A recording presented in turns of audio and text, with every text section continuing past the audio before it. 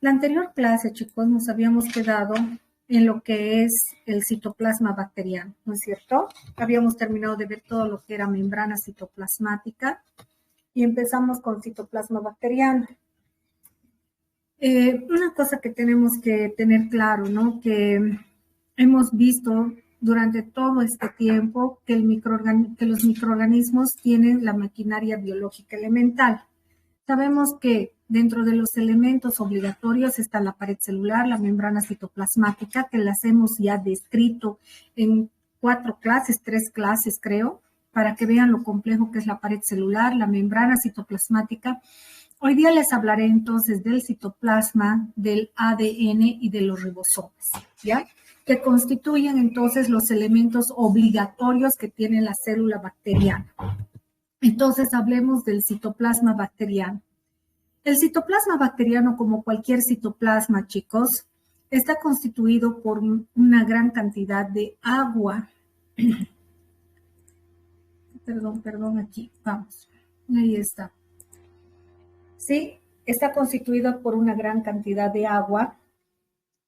Y este citoplasma bacteriano, obviamente, no solamente va a contener agua, sino también va a tener dentro de sus constituyentes a los ribosomas, gránulos de almacenamiento de energía y el cuerpo nuclear, ¿no es cierto? Eso tiene que estar sumamente claro, ¿no? Entonces, por eso se describe aquí los ribosomas e inclusiones citoplasmáticas como gránulos metacromáticos, gránulos de energía.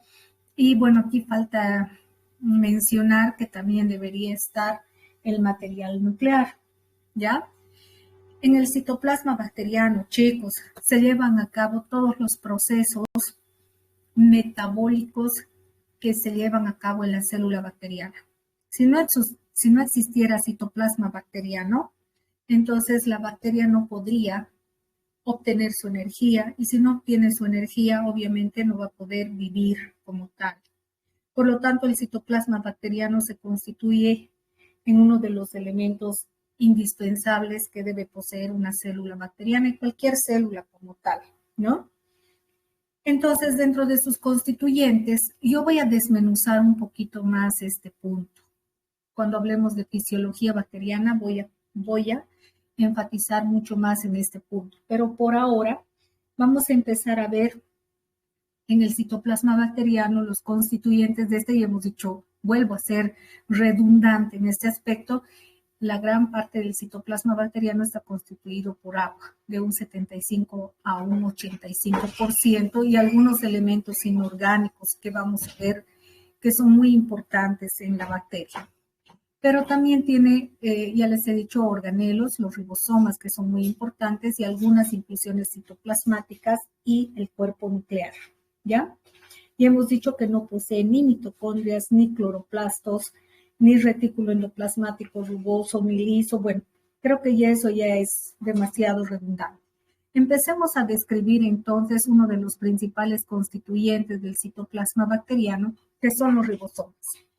Los ribosomas bacterianos, a diferencia de los ribosomas humanos, tienen una velocidad de sedimentación 70S, ¿no es cierto? Está constituido básicamente por el ARN ribosomal y por proteínas, y posee dos subunidades, la subunidad mayor 50S y la subunidad menor 30S.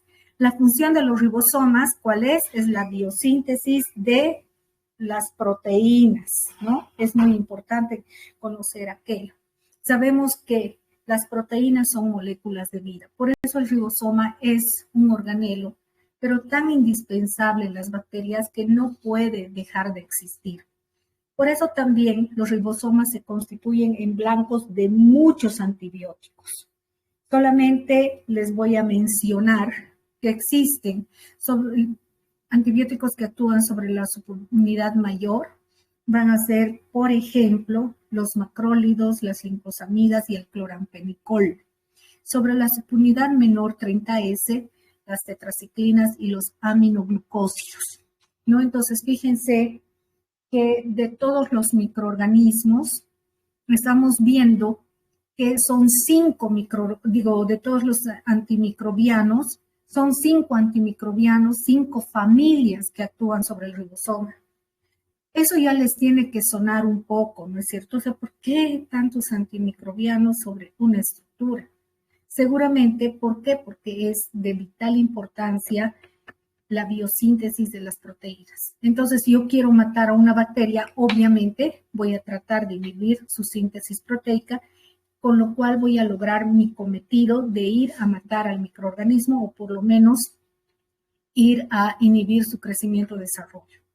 ¿No? Entonces, eso es importante que desde ahorita ya empiecen a asimilar. Después tenemos inclusiones citoplasmáticas, como les decía, los gránulos metacromáticos. Cuando ustedes hablen de cromáticos, estamos hablando de gránulos que contienen pigmentos, ¿ya? Y hay algunos gránulos que tienen muchos pigmentos mezclados y por eso se llama metacromático. También van a haber gránulos que contienen glucógeno o almidón a manera de reserva o material lipídico. Estos dos son como materiales de reserva. Y también, como ya les he dicho, vamos a hablar del cuerpo nuclear. En esta imagen ustedes pueden apreciar, claro, es un esquema, ¿no es cierto? Pero nosotros vemos de qué bacteria se trata, a ver que por su pared celular que ya pueden decir que es esta bacteria. Gram negativa. Gram negativa, porque tiene, ¿qué es esto de aquí?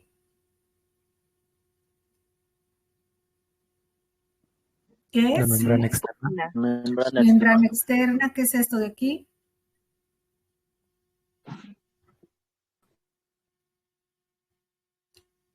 Chicos, ¿qué es esto de aquí? Espacio periplasmático. El espacio periplasmático, esta rayita, esta rayita. El peptidoglicán. Muy bien, el peptidoglicán. Esto de aquí. Citoplasmática. Esto de aquí. Sacáridos. Fuerte, fuerte. La respuesta es correcta. El lipopolisacárido. Muy bien, y esta es la membrana citoplasmática. ¿Esas qué son? Porinas. Las porinas. Muy bien, very good.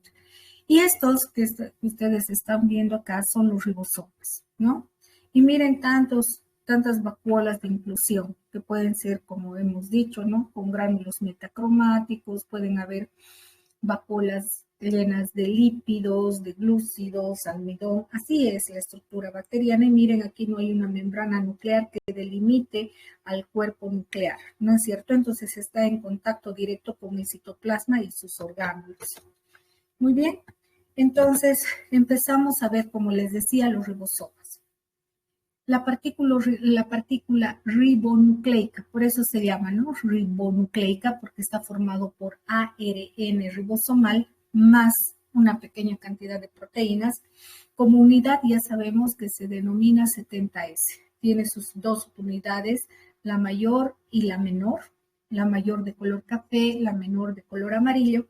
Y estas tienen distinto peso, ¿no es cierto? La grande 50S y la pequeña 30S. Se los he buscado, ¿qué es ese? ¿No es cierto? Ya habíamos hablado de que ese viene de Svedger. Creo que yo había escrito con B labial y es con B ventilabial. Por favor, eso tengo la oportunidad de corregir y es con B ventilabial, no Svedger.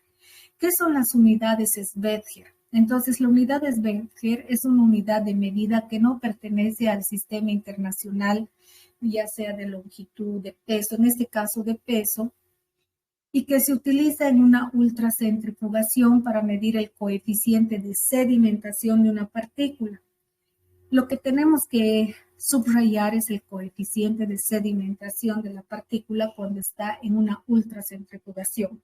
Para que ustedes tengan una idea de lo que es la centrifugación, solamente se tienen que poner a imaginar cuando ustedes utilizan su licuadora y ponen en diferentes velocidades para que la licuadora vaya a destruir, ¿no es cierto? Algo que queremos romper, qué sé yo, hacer un jugo.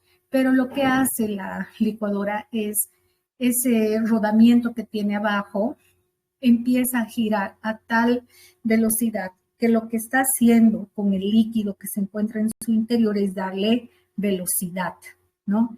Y es de ultra, o sea, más o menos ocurre eso en los laboratorios de investigación, de análisis microbiológico, donde se hace una ultracentrifugación. Y después de que ustedes apagan la licuadora, ¿no es cierto? El líquido empieza y los constituyentes que hay en ese líquido se han licuado, por decir, limón. Entonces las partículas, porque ya hemos degradado, ¿no es cierto? Toda la, digamos, la cáscara de limón se ha convertido en pequeñas partículas, van cayendo hacia la parte inferior del vaso de la licuadora. Eso es la sedimentación. Entonces, ¿qué había sido la unidad Svedger? Ese quiere decir de subunidad Svedger. Y eso permite que estos ribosomas vayan sedimentando. Esta es una partícula, los ribosomas son partículas o pueden ser denominadas también macromoléculas y sedimentan en diferentes unidades. Entonces, 70S cuando es el ribosoma completo, 50S cuando se realiza de forma separada, ¿no es cierto? Entonces, la subunidad mayor tiene una sedimentación de 50S o de 50 unidades Svedger debido a su peso, ¿no? Porque el peso tiene que ver también con la sedimentación, y 30S obviamente se supone que como es más liviana va a tener una sedimentación más rápida y sedimenta en una 30S de unidad, ¿no? De Svedger. Y eso es en virtud también a su peso. Por eso aquí dice de distinto peso. Este es 70S porque la sedimentación se ha dado en un tiempo mayor que la subunidad menor en virtud al peso que tiene, ¿no? Entonces, ¿y qué tiene para tener peso? Miren, tiene 31 proteínas, RNA ribosomal 23S y RNA ribosomal 5S. En la subunidad menor tenemos 21 proteínas y solamente el ARN ribosomal 16S. Quiero que ustedes empiecen a analizar estos aspectos. ¿Por qué? Porque cuando hablemos de antibióticos, muchos de estas estructuras a las que me estoy refiriendo se constituyen en los ligandos o receptores para los antibióticos. Entonces, tengan en cuenta estos constituyentes, ¿ya?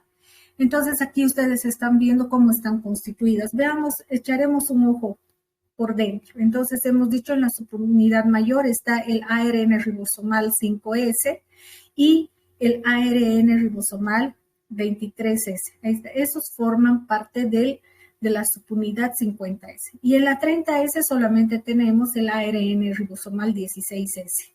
Listo, y esta es la extensión, la longitud de este RNA tiene 2.900 nucleótidos, es decir, eso ya es demasiado molecular, pero entiendan qué es lo que contiene cada subunidad.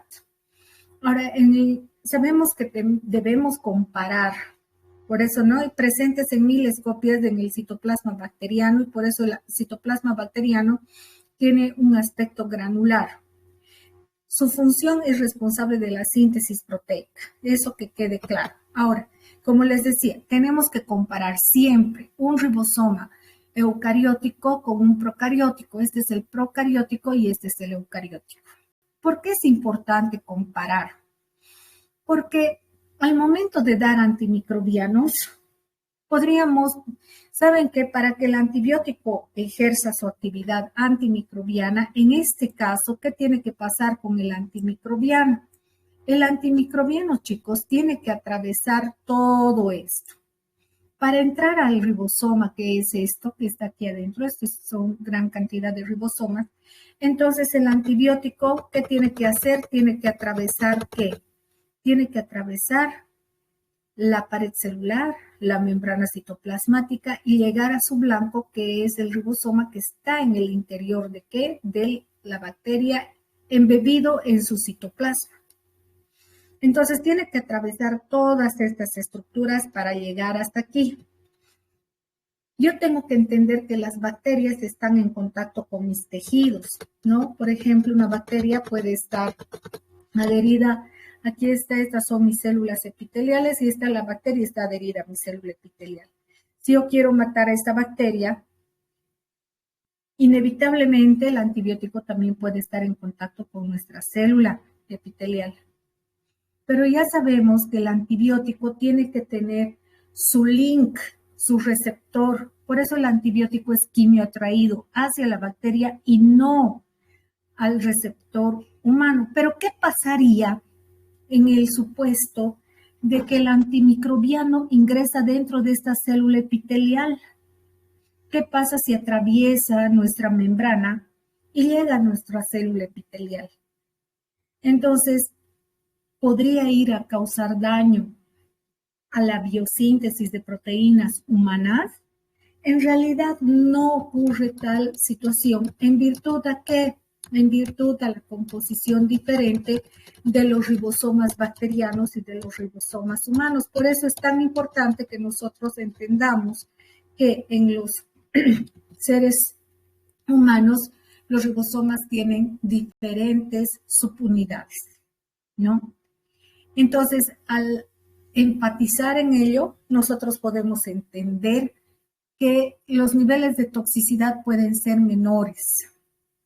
¿Por qué? Porque en el ribosoma bacteriano van a estar los receptores para los antibióticos que no deben estar presentes en los ribosomas humanos. Entonces, una vez que ya hemos desglosado y hemos visto de manera pormenorizada cómo está constituido el ribosoma bacteriano y su función, pasamos a ver lo que es las chaperonas. ¿Qué son las chaperonas? Aquí un poquito, ¿no? Tal vez ustedes sí dicen, ¿por qué lo está pasando tan rápido? Esto ya lo hemos visto y ahí están los constituyentes para que se les quede bien grabado. Miren, aquí hay un elemento en común, ¿no es cierto? El 5S, 5S en el ribosoma humano, pero aquí tenemos diferencias, ¿no? Y aquí también, pero sin embargo, este ha sido el marcador evolutivo, ¿no? Esta es la molécula que no ha mutado durante mucho tiempo y por eso es que venimos de un ancestro en común, por si acaso. Debería estar ese aquí, pero no se aprecia. Sin embargo, tiene que estar claro ese concepto de que todos hemos venido de una célula ancestral en común. Ahora, esto es una representación de la biosíntesis que hace referencia a la biosíntesis de las proteínas. Todo lo que ustedes están viendo acá lo vamos a estudiar en genética microbiana y van a ver cómo van a interpretar inclusive el código genético. Yo les he dicho que ustedes van a salir con esa competencia, con ese objetivo cumplido de hasta interpretar el código genético, ¿no? Y cómo se lleva a cabo esto que es la biosíntesis de proteínas. Aquí está el ARN mensajero que copia el código desde el ADN. Este es el ARN de transferencia que porta el anticodón y entra de acuerdo al código genético portando a los aminoácidos. Tiene dos extremos, este de aquí con el triplete o anticodón y aquí el que porta al aminoácido respectivo de acuerdo al código genético que está dado por el ARN mensajero. Pero finalmente esto, en estos precisos momentos no se los voy a explicar porque es objeto de estudio en genética microbiana, ¿no? Entonces, esta parte la vamos a profundizar. Quédense con el concepto de que en los ribosomas se lleva a cabo la biosíntesis proteica y las proteínas son moléculas de vida. Por eso los ribosomas son el blanco de numerosos antibióticos, ¿ya? Es importante que se queden con ese concepto. Ahora existen unas proteínas que se llaman las chaperonas.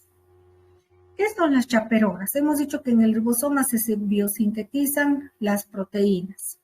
Estas proteínas que ustedes están viendo acá, que dice que está en su estado nativo, permiten darle estabilidad a la bacteria. ¿Cómo es eso de estabilidad a la bacteria?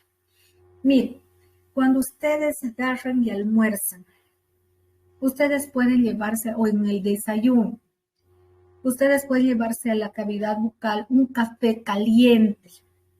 Entonces, esa temperatura que es superior a la del cuerpo, que normalmente oscila entre 36 y 37 grados centígrados, el café puede llegar, por decir, a unos 30 grados o un poquito más.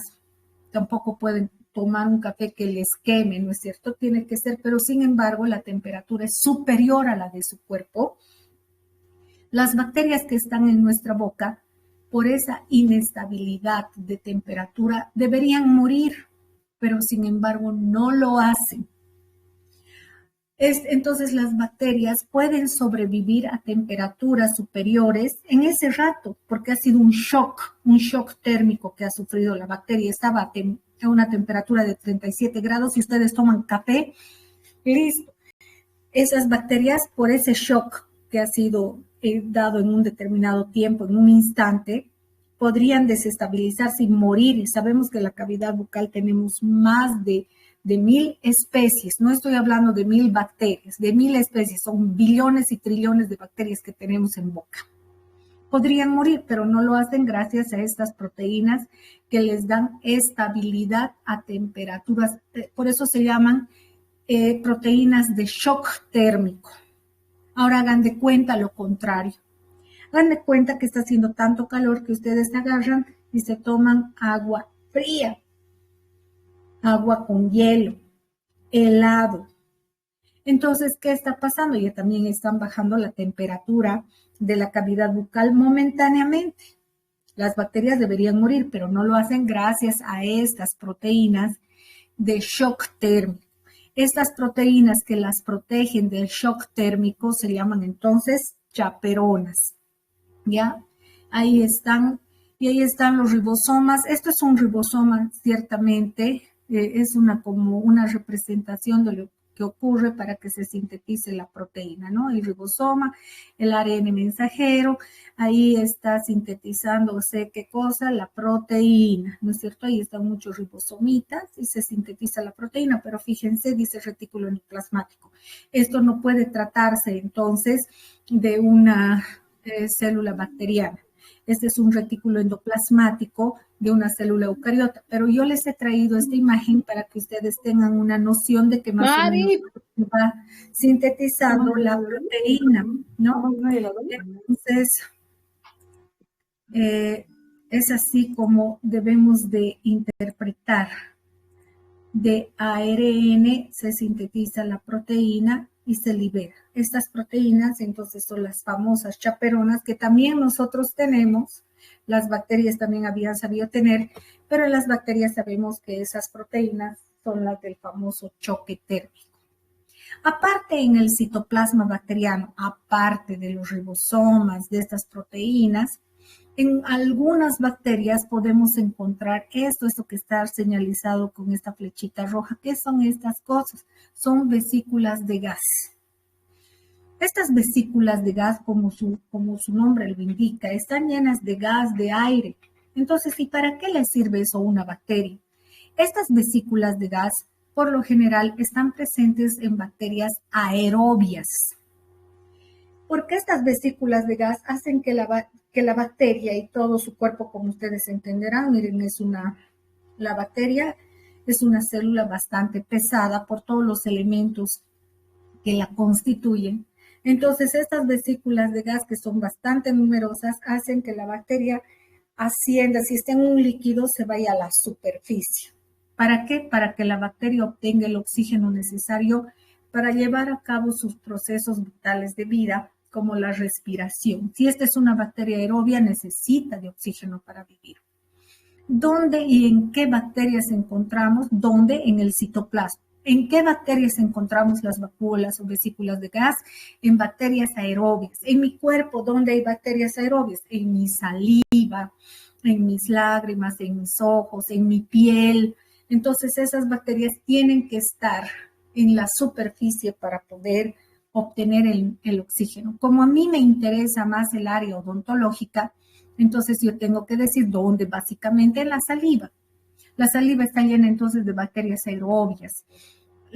Mis labios también llenos de bacterias aerobias, ¿no es cierto? Entonces ahí tenemos muchas bacterias y gracias a estas vesículas de gas están en contacto con oxígeno. Lo mismo aquí, se ha traído una representación sobre las vacuolas de bacterias que tienen gas. Y aquí dice colapso. ¿Qué ha pasado? Es que aquí se ha visto, no están en un estado, digamos, están vivas aquí, las bacterias aquí ya han muerto. ¿Por qué? Porque seguramente para hacer este ensayo se han muerto, pues se han muerto las bacterias, se ha hecho un extendido para poder visualizarlas y obviamente han colapsado sus vesículas de gas y se han podido ver que ha ocurrido esto. Creo que es al revés. Antes de aplicar la presión es esta y después, ¿no? De aplicar la presión, las vacuolas colapsan y ya no se ven. Aquí entonces es al revés. Aquí sí se ven, son estas las vesículas de gas y aquí ya no se ven. Entonces, como verán, para que exploten estas vesículas de gas, se debe realizar cierta presión. No sé si ustedes han visto alguna vez esas bolsitas llenas así de, justamente de gas, de aire, y cuando ustedes las apretan, explotan. No sé si han visto alguna vez y vienen como envoltorios de algún, digamos, de alguna cosa frágil, un adornito de cerámica, de porcelana, están rodeadas de esas bolsitas llenas de gas. No sé si alguna vez han jugado y han ido rompiendo esas bolitas. Sí, doctora. ¿Sí? Entonces, para reventarlas, como ustedes estarán viendo, se necesita una presión. Entonces, cuando ustedes apretan, igual aquí se ha apretado para que se vayan rompiendo y aquí obviamente ya no se ve. Muy bien, igual aquí estamos viendo, lo que me interesa observar es, esta es la bacteria. ¿Qué bacteria sería según esta imagen? A ver, ¿qué bacteria sería? Gran negativa, gran positiva, ¿qué dicen ustedes? Gran positiva. Positiva. Gran positiva, doctora. Gran positiva porque su pared celular es bastante gruesa, ¿no es cierto? Y es peptidoglicano. Entonces, fíjense que tienen una pared celular muy gruesa. Después van a presentar algunas invaginaciones a manera de mesosomas, ¿no es cierto? Ahí está algún mesosoma de la membrana. Aquí se ve mejor el mesosoma. Miren ese mesosoma de grande. Aquí, ¿qué era el mesosoma, chicos? Una invaginación de la membrana. Muy bien, una invaginación de la membrana citoplasmática en cuyo interior se pueden llevar procesos muy importantes e indispensables para la vida de la bacteria, como si esta bacteria es aerobia, la fosforilación oxidativa. Aquí se biosintetizan elementos tan importantes para la pared celular, para el ácido nucleico bacteriano. Aquí también se pueden llegar a biosintetizar las enzimas hidrolíticas, ¿no? Como beta-lactamasas, ADNasas, ¿no? Aparte entonces de los mesosomas que pueden ser invaginaciones que están en el citoplasma, vamos a ver que aquí está todo, este es el nucleoide con N, ¿no? M es mesosoma, N es todo esto es el nucleoide bacteriano, todo esto es el nucleoide. Luego tenemos cuerpos de inclusión como los polibeta hidroxibutirato. Es que hay muchas bacterias que pueden almacenar diferentes elementos, nutrientes o moléculas en su interior. En este caso están viendo esto. Es un elemento, es un componente de algunas bacterias. Luego tenemos la membrana plasmática, muy clarita acá. Esa es la membrana plasmática. Y los ribosomas, que son estos de acá, ¿no? Entonces, ribosoma. ¿Para qué estamos viendo eso? Porque estamos haciendo un repaso de lo que son los elementos obligatorios y algunos facultativos. Este es facultativo, ¿no? No todas las bacterias tienen estas inclusiones. Sin embargo, sí, todas tienen mesosomas, el cuerpo nuclear, la pared celular, la membrana citoplasmática, bueno, y todo este es el citoplasma. Para concluir los elementos obligatorios, entonces tenemos que hablar del cuerpo nuclear, ¿no? El cuerpo nuclear. El cuerpo nuclear, y esto tiene que estar muy bien y muy claro para ustedes con esta clase más, el cuerpo nuclear no tiene una envoltura, se encuentra libre en el citoplasma bacteriano. De ahí que se le puede dar el nombre de cuerpo nuclear o nucleoide, pero no es un núcleo, nucleoide. Entonces aquí lo dice todo, carece de membrana nuclear y también carece de nucleótidos. El ADN bacteriano, como ustedes están viendo acá, puede ser medido, ciertamente, puede ser medido. Quiero que ustedes vean. Esta es una Escherichia coli a la cual por ciertos procedimientos, se ha hecho que explote o exponga o salga de ella todo el material nuclear. Todo esto es su ADN. Como ustedes podrán apreciar, si yo estiro este ADN, es súper grande. Es tan grande que puede llegar a medir 1 milímetro. 1 milímetro. Sabemos que la bacteria, ¿en qué se mide? En micras. En micras. Y entonces, si el ADN mide 1 milímetro, estoy diciendo, ¿no? Porque aquí también se aprecia lo mismo, estoy diciendo que el ADN es 1000 veces más grande que la propia bacteria. Entonces, si es 1000 veces más grande que la propia bacteria, ¿cómo puede entrar un cuerpo 1000 veces más grande, una molécula 1000 veces más grande dentro del cuerpo de una bacteria que es 1000 veces más pequeña? La forma de entender es que este cromosoma está súper enrollado. Y sabemos que se puede enrollar a manera de un círculo cuando se forma su cromosoma. Puede estar así laxo, ¿sí? Como ustedes están viendo acá, puede estar laxo. Pero más de las veces, el cromosoma dentro de las bacterias se va a ir a comportar como un cromosoma circular sobreenrollado. Un segmento de ADN, chicos, que contiene información genética se denomina gen. Un segmento de ADN que tiene información genética se denomina gen. La bacteria en su ADN tiene aproximadamente de 2000 a 3000 genes. Cada uno de estos genes pueden codificar para muchas estructuras bacterianas. Algunos pueden codificar, se me ocurre, para fosfolípidos, otros para proteínas transmembranales, otras para proteínas porinas, otras para el lipopolisacárido. Entonces, cada gen contiene una información determinada. ¿Y cuántos genes aproximadamente tiene una bacteria? De 2000 a 3000 genes.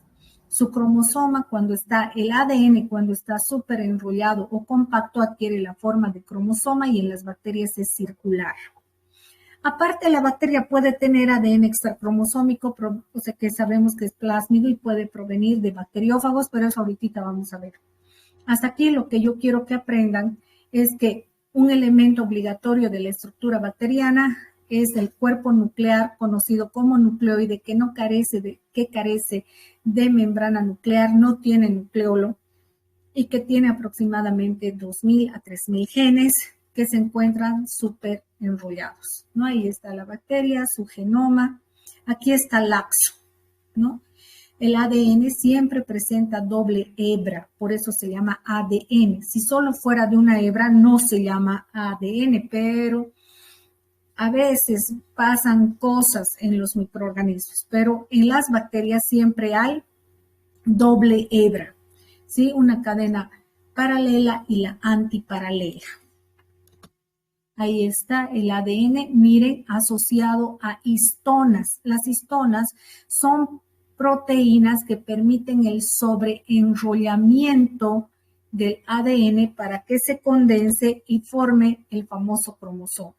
Por ejemplo, en nuestro ADN así es de laxo, ¿no es cierto? Y entonces empieza a enrollarse sobre las histonas y cuando está sumamente compactado, adquiere la forma de un cromosoma a manera de X o de Y, la más de las veces a manera de una X. Por eso además estamos con 23 pares de cromosomas, somos células diploides, pero esto es una célula humana, ¿no es cierto? Una célula eucariota. En cambio, la bacteria solo posee ¿qué cosa? Un solo cromosoma y que adquiere la forma circular. ¿No es cierto? Eso ya lo hemos visto y lo volvemos a recapitular acá. El ADN bacteriano cumple las siguientes funciones. Sabemos que en el momento, estamos hablando de la mitosis, entonces estamos hablando de una célula eucariótica, porque solamente se da mitosis en células eucarióticas, en procariotas no. En procariotas el proceso de división se llama fisión binaria transversal. Como ustedes están viendo en la mitosis hay la interfase, profase, metafase, anafase y telofase, ¿no es cierto? Y esto se provoca. Pero miren, para que la bacteria ingrese, para que la célula humana pueda llegar a dividirse, miren su ADN aquí está laxo, ¿no es cierto? Y aquí, como ya lo ven, ya a manera de cromosomas. Y estos cromosomas luego se van por el uso mitótico a los polos de la célula donde se encuentran los centriolos y aquí se da el proceso de división celular. Eso es lo que pasa en una célula eucariota. Pero en una célula procariota jamás se da ese proceso. Y eso ya lo hemos visto en la anterior clase. La célula procariota, ¿cómo se divide, chicos? Por fisión. Por fisión binaria transversal. Por fisión binaria transversal. Ok. ¿Qué es la fisión binaria transversal? Eso también ya lo habíamos visto acá. Una bacteria replica su ADN y luego el mesosoma de tabique se invagina, dando como respuesta, como resultado, una división de la bacteria, ¿no? Entonces a esto se llama fisión binaria. ¿Por qué es fisión? Porque hemos visto que este mesosoma, el mesosoma de tabique, este es el mesosoma de tabique, miren, se va fusionando y va dividiendo la célula. ¿Por qué es binaria? Porque va a dar como resultado dos células hijas y además son dos mesosomas en los lados opuestos. Y transversal porque este es el eje longitudinal y siempre la división se va a dar transversal al eje longitudinal. Nunca se dividen longitudinalmente, sino transversalmente. Eso para que ustedes entiendan, ¿no? Y lo que se hace en el ADN también en una bacteria se debe replicar, ¿no? ¿Qué funciones cumple este ADN bacteriano? Las funciones del ADN, que desde ahora, por favor, y se los he puesto esta imagen, para que entiendan que este es un ADN propio de la bacteria y este es el plásmido, que es también ADN, pero extracromosómico. No todas las bacterias tienen plásmido, solo algunas. Entonces, este con el que nace, con el que debe de existir sí o sí, esta célula bacteriana se llama ADN cromosómico y este otro es el extracromosómico. Las funciones del ADN cromosómico son las siguientes. Primero, le confiere a la célula bacteriana todas sus peculiaridades genéticas. ¿Qué quiere decir eso? Quiere decir que gracias a este ADN que contiene toda la información genética, por ejemplo, esta bacteria puede tener esta forma de bacilo, o puede tener flagelo, o puede tener pilis, o puede tener cápsula. Esa es una peculiaridad genética propia de esa bacteria o de ese género de bacterias. Por eso hay géneros de bacterias como los treponemas, los actinomyces, los streptococos, porque genéticamente los estreptococos están ya destinados a tener una forma esférica, que se agrupen en cadenas, entonces, o que se agrupen en racimos de uva. ¿Quién determina eso? Su información genética. Y eso le da la peculiaridad genética. Que tenga una pared celular rica en péptidoglicán es una peculiaridad genética, ¿ya? Entonces, eso es importante. Y que este cromosoma bacteriano debe replicarse en el momento de la división celular, como ustedes han visto. Si no se replica, estoy hablando ahora sí que el ADN se replica. Cuidado que confundan. La replicación del ADN, replicar quiere decir sacar una copia idéntica del ADN y la división celular es otro aspecto muy diferente, ¿no? La división, como ustedes han apreciado, es un proceso en el cual la célula se divide, ¿sí? Son dos procesos diferentes. Entonces, eso es importante que sepan. Ahora, ¿en qué funciona? Entonces, confiere las peculiaridades genéticas. Estamos hablando de las funciones del ADN. Segunda función, interviene en los mecanismos de transferencia genética. ¿Qué quiere decir eso? Para que esta célula pueda perpetuar su especie, en el momento de la división, chicos, ¿acaso aquí estamos viendo que solamente una célula, en este momento acá, al entrar en la división celular, miren, aquí se ha replicado el ADN. ¿Para qué? Para que esta célula hija pueda tener la misma información genética que la célula progenitora. Entonces, esta célula tiene la misma información que esta otra célula.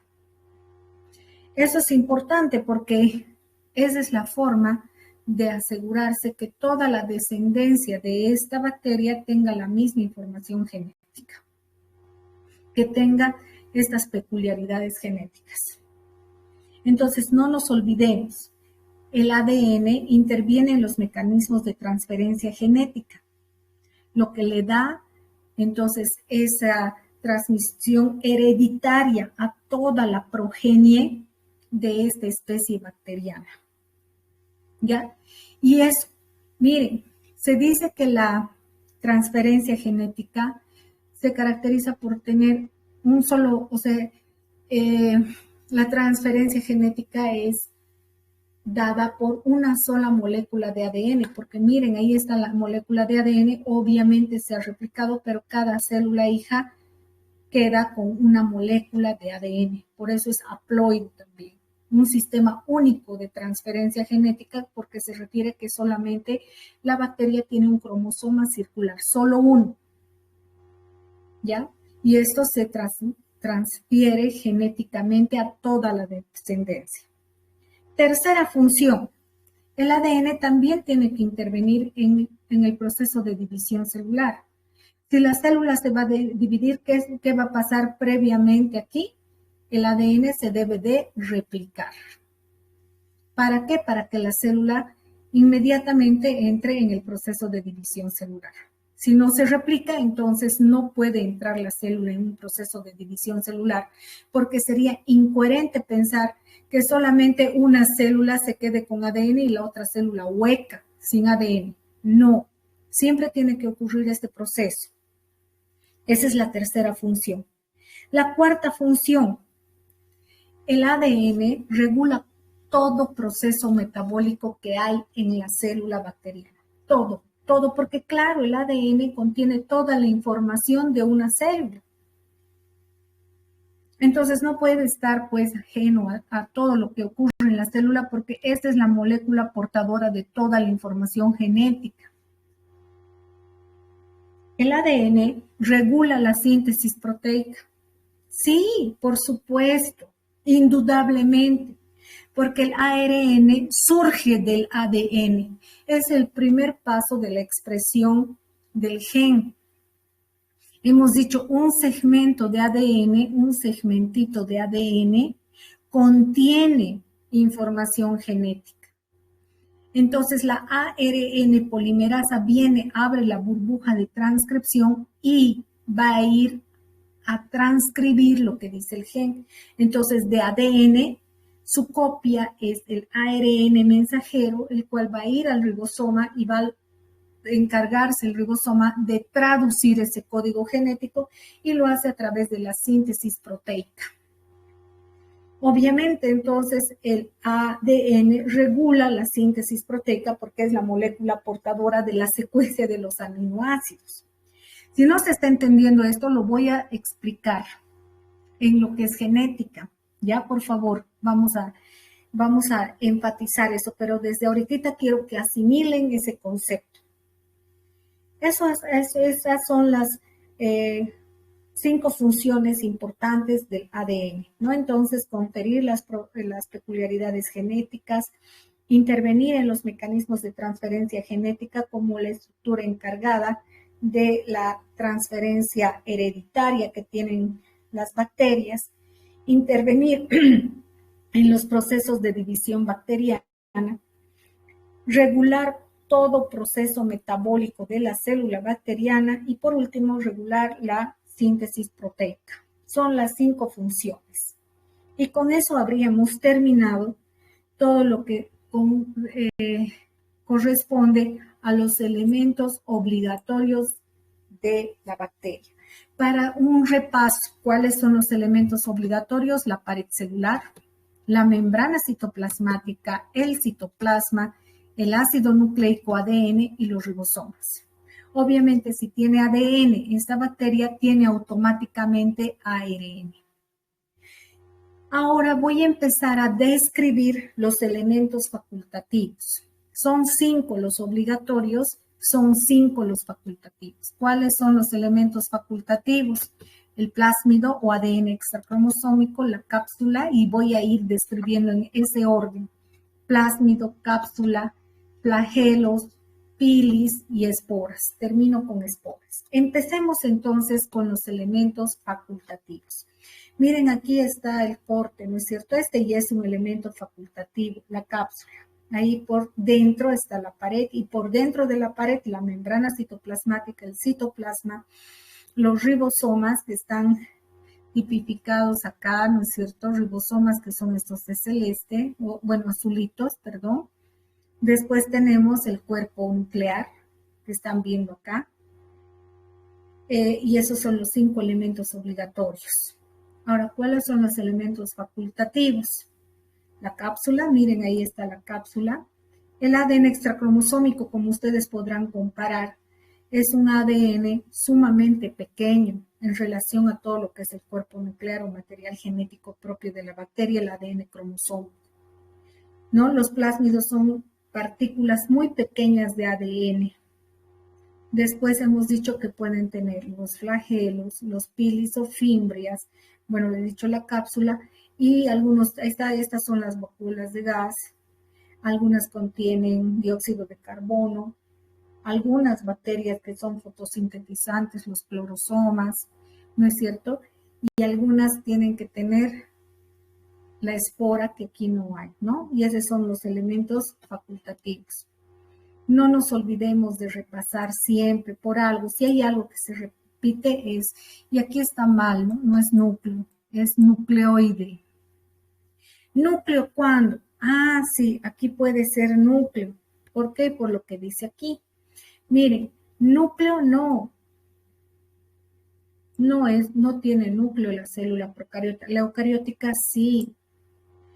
Puede ser único, por eso es célula. Los cromosomas por lo general son únicos y además circulares. Aquí son varios. Los cromosomas pueden estar alineados o lineales y que adquieren la forma de X y aquí circular, ¿no es cierto? Y el núcleo aquí no es verdadero, por eso se llama nucleoide, y aquí sí es verdadero porque tiene una membrana que delimita el material nuclear. La división celular en las procariotas se llama fisión binaria transversal y en las eucarióticas son la mitosis y la meiosis en las células sexuales, ¿no? La organización del citoplasma. ¿Quién tiene mitocondrias? La célula eucariota, no la procariota. ¿Quién tiene nucleolos? La célula eucariótica, no la procariótica.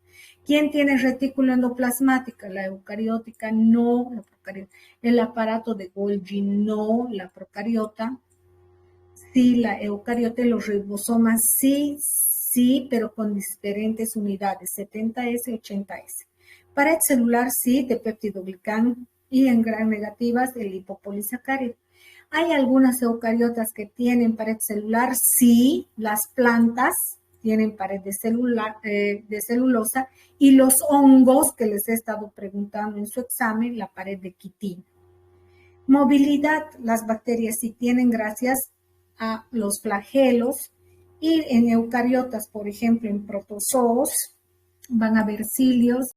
Algunos protozoos tienen flagelos, como hemos visto, el Trypanosoma cruzi, Giardia, Lambia, ¿no? Después tenemos Trichomona tenax. Y sí hay hay protozoos que tienen flagelo. Empezamos entonces a describir los elementos facultativos, los plásmidos, conocido también como ADN extracromosómico.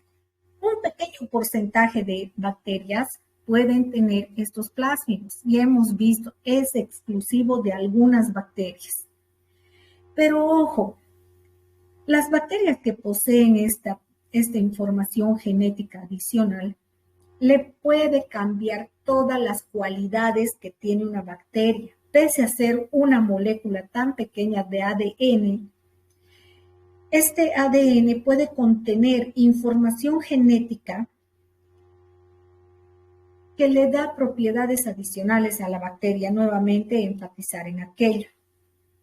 Cuando el plásmido está separado del ADN cromosómico, el plásmido también es denominado episoma, porque es extra, miren aquí está extra cromosómico, fuera, y no está combinándose con el ADN cromosómico. Miren en este ejemplo, cómo esta bacteria que va a conocerse como hembra o bacteria receptora y esta macho o donadora, cómo adquiere el plásmido a través del pili sexual, fenómeno conocido también como conjugación, en el cual solo se transfiere una de las hebras del ADN extracromosómico o plasmidial. ¿Para qué? Para que esa hebra sirva de molde para que se sintetice la cadena complementaria y aquí ya se ha sintetizado. Entonces, ambas bacterias poseen el plásmido. Pero miren el comportamiento del plásmido. Muchas veces el plásmido se queda aquí libre y entonces aquí se llama episoma cuando está libre del cromosoma bacteriano. Y otras veces este se puede incorporar al ADN cromosómico.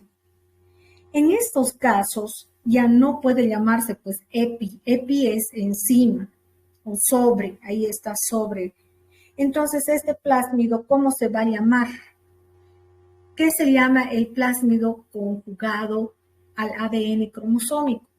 A ver, les voy a dar esta tareita para que busquen y se vayan ganando puntitos para su práctica. ¿Ya? Entonces, búsquenme cómo se llama la bacteria cuyo plásmido se ha integrado al ADN cromosómico. Muy bien. ¿Qué funciones pueden cumplir los plásmidos? Los plásmidos pueden darle tantas funciones que ustedes no se imaginan, pero básicamente y de manera muy genérica, vamos a decir que los plásmidos tienen 3 funciones indispensables, ¿ya? ¿Cuáles van a ser estas? Antes de las funciones, perdón, aquí está una imagen que tiene una razón de ser, es decir, cómo las bacterias adquieren plásmido. Primera forma para adquirir plásmido y la más frecuente es a través de la conjugación. Hemos visto que este plásmido que tiene la información genética para que esta bacteria exprese pili sexual, entonces este es un plásmido F de fertilidad. Entonces es un plásmido que va a hacer que esta bacteria se vuelva fértil, por eso también se la llama macho. Y se puede denominar también, como les decía, célula donadora y está la receptora. Este proceso de conjugación que ustedes están viendo, entonces va a permitir la transferencia de una sola hebra de esta bacteria donadora a esta receptora y después, como ya le ha dado este plásmido que contiene esa información para la fertilidad, esta se va a convertir en un macho positivo, ¿no? Antes era una F, fertilidad negativa, y ahora es fertilidad positiva o macho positivo. Pero miren, este es un gen que codifica para el pilisexual, pero este plásmido puede ser poseedor de otros genes. ¿Qué otros genes? Por ejemplo, genes para que esta bacteria pueda biosintetizar potentes enzimas o exotoxinas que nos hacen daño. Entonces esta bacteria se va a convertir en una bacteria potencialmente patógena por tener este tipo de plásmido. Puede ser que tenga genes de resistencia a los antibióticos. Entonces el plásmido puede cambiar sus propiedades de esta bacteria y hacerla resistente a los antibióticos. Algo que yo estoy viendo en ustedes es que se confunden lo que es resistencia con lo que es patogenicidad y son conceptos totalmente diferentes. Ni siquiera están vinculados. La resistencia hace que una bacteria sea resistente a los antibióticos y la patogenicidad hace que la bacteria produzca enfermedad o daño en el tejido humano o en un tejido vegetal o en un tejido animal finalmente, pero que cause daño. Eso es patogenicidad. Daño es sinónimo a enfermedad. Pato es enfermedad. Génesis es origen. Entonces, aquí se puede explicar la razón de que algunas bacterias sean patógenas. Puede ser que tengan entonces plásmidos de patogenicidad, plásmidos de resistencia. Puede ser que esta bacteria sintetice una estructura. Ya, digamos, aquí está el pilisexual, el ejemplo, pero también puede ser que esta bacteria sintetice, por ejemplo, cápsula. Entonces, la cápsula le puede dar virulencia a la bacteria, entendida la virulencia sobre todo por el hecho de que la bacteria se adhiera a estructuras. La cápsula es un potente antígeno que van a ver ahorita también. Las bacterias que poseen cápsulas son bacterias muy peligrosas. ¿Y dónde está codificada la información para cápsula? En el ADN extracromosómico.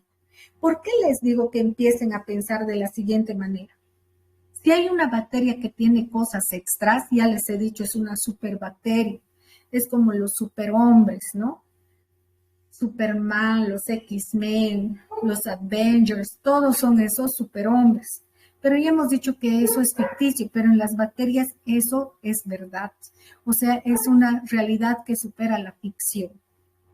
¿Por qué las bacterias se pueden convertir en superbacterias? Por la presencia de estos plásmidos. El hecho de que una bacteria tenga cápsula la hace invencible contra los antibióticos, contra la fagocitosis, les ayuda a la bacteria a adherirse, a formar biofilms. Y bueno, hay cosas que realmente el humano tiene que saber contrarrestar para poder matar esas bacterias, porque esas bacterias nos pueden matar, ¿no? Entonces, eso tienen que empezar a entender que el plásmido, entonces, dentro de aquellas funciones que tiene es portar información adicional sobre qué tipo de información. Le puede dar información contenida en sus genes, información referente a aspectos de resistencia a los antibióticos, patogenicidad, virulencia. ¿Cómo adquiere una bacteria un plásmido? Puede nacer con el plásmido, está nacido con el plásmido. Está nacido. Es un gold start. Así ha sido creada. Listo. Ahora esta bacteria no es nada egoísta, se la va a pasar a esta otra. Entonces un proceso es que la bacteria nazca con el plásmido. Estamos hablando de la procedencia de los plásmidos. 2. Esta otra bacteria puede adquirir el plásmido, esta otra, a través de este fenómeno llamado conjugación a través del pilisexual. 3. Las bacterias pueden adquirir su plásmido a través de bacteriófagos. Los bacteriófagos son virus que parasitan bacterias, la inyectan su ácido nucleico y puede ese ácido nucleico estar presente en la bacteria. Entonces ese es otro proceso molecular por el cual la bacteria adquiere ADN extracromosómico. Finalmente esta bacteria vive 72 horas y se muere y explota. Al explotar libera su ácido nucleico. Las bacterias que están aquí a su alrededor, entonces, pueden verse beneficiadas con la lluvia de ADN que les cae gratuitamente y a eso se llama transformación. Entonces, estas bacterias están felices porque están adquiriendo ADN extra de una bacteria que ha muerto. Hay algunas que ya no alcanzan, ¿no? Entonces, esta no tiene ese ADN extracromosómico, pero estas otras sí se han visto beneficiadas.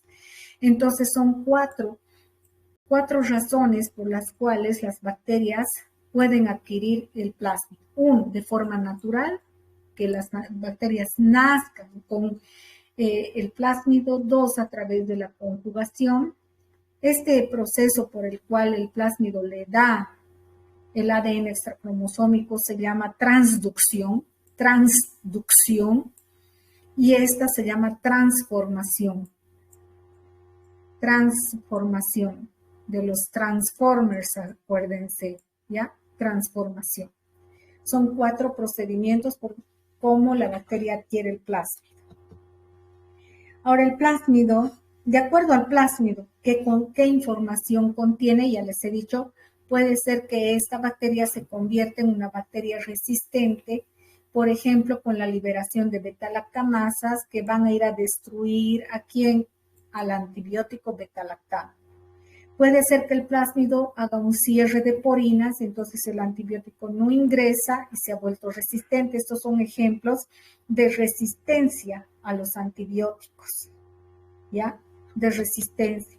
Pero también les he dicho que un plásmido puede hacer que se sintetice, así como se está sintetizando beta-lactamasa, se sintetice otra enzima, por ejemplo, una hialuronidasa, una colagenasa, o que se sintetice una potente exotoxina como la toxina pirogénica estreptocócica, la exotoxina del síndrome del choque tóxico, la exotoxina epidermolítica. O sea, hay muchas exotoxinas que puede sintetizar una bacteria cuya información está en plasma y la hace patógena. O que sintetice cápsula. Es una nueva estructura que tiene la bacteria. ¿Y dónde está codificada la información de la cápsula? En el plásmido. Entonces, así cambia las cualidades la bacteria gracias al plásmido. O sea, el plásmido no es cualquier cosa, es ADN extracromosómico, ¿no? Pasamos a hablar de cubiertas externas y hemos hablado de otro elemento importante facultativo que es la cápsula. La cápsula, como ustedes podrán apreciar acá, como dice, no es una cubierta externa, esta es una bacteria gram negativa. Y de la bacteria gram negativa sabemos que, bueno, por su imagen y todo esto, ya sabemos que es el lipopolisacárido. Pero miren, aquí en medio en la gram negativa, existen estos múltiples azúcares que están acá. Y esta es la cápsula. O sea, la cápsula es una estructura que está por fuera de la pared celular y que básicamente está constituida por azúcares. Entonces la cápsula es de naturaleza polisacarídica. Esta cápsula está formada y está, miren, por polisacáridos en la superficie de la pared celular. Ahí está. ¿Y por qué es tan importante la cápsula? La cápsula, como ustedes verán acá, es una estructura gruesa, compacta y bien definida.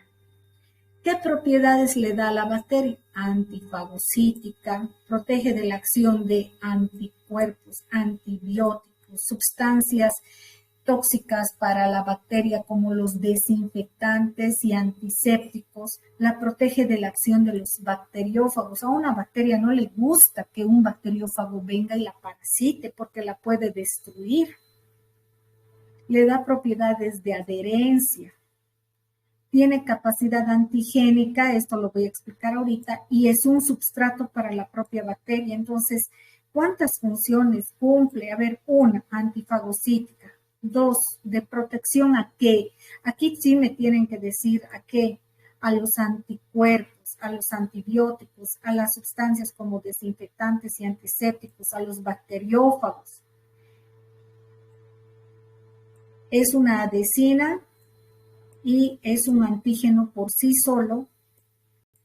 Entonces tiene 5 funciones, pero en la función 2, a su vez, 4 funciones. Hablemos de la función antifagocítica. Para que ustedes me entiendan la función antifagocítica, vamos a ver qué ocurre cuando, digamos, una bacteria ingresa dentro del organismo y no tiene cápsula.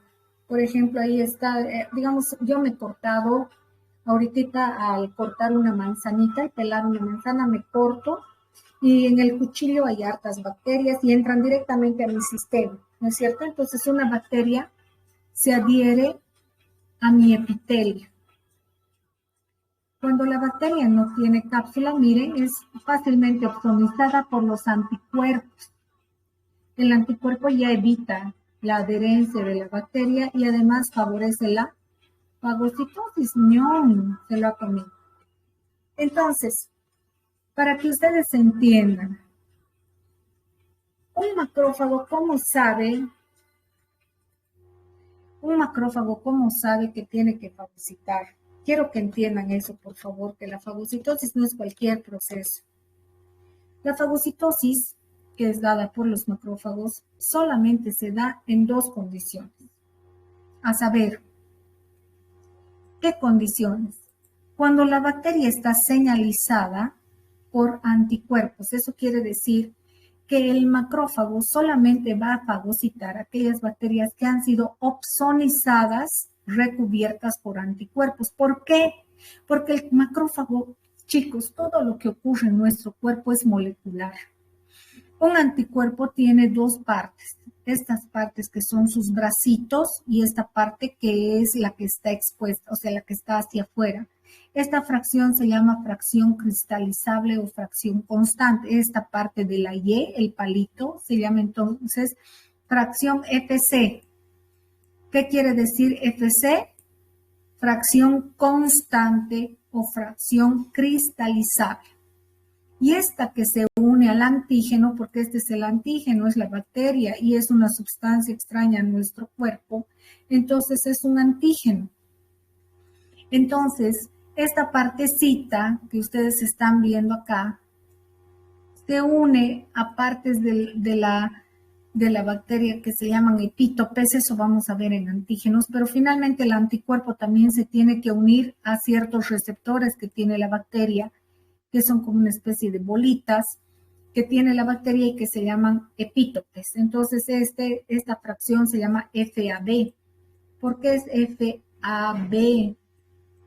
Porque viene del inglés fraction antibody. ¿Qué quiere decir? Es fracción contra el cuerpo y este cuerpo es el antígeno. Entonces, estas partecitas se unen a estas, seguramente aquí ustedes pueden visualizar. Aquí hay como unas especies de pequeñas bolitas. Bueno, ahí no se nota. Aquí sí está una plomita, aquí hay otra plomita y ahí. Se une entonces a esta parte. Y miren, el macrófago tiene un receptor para la fracción FC. Ahí está. Entonces, este receptor es para la fracción FC. Miren ahí. Y entonces, gracias a estas fracciones, el macrófago puede endocitar.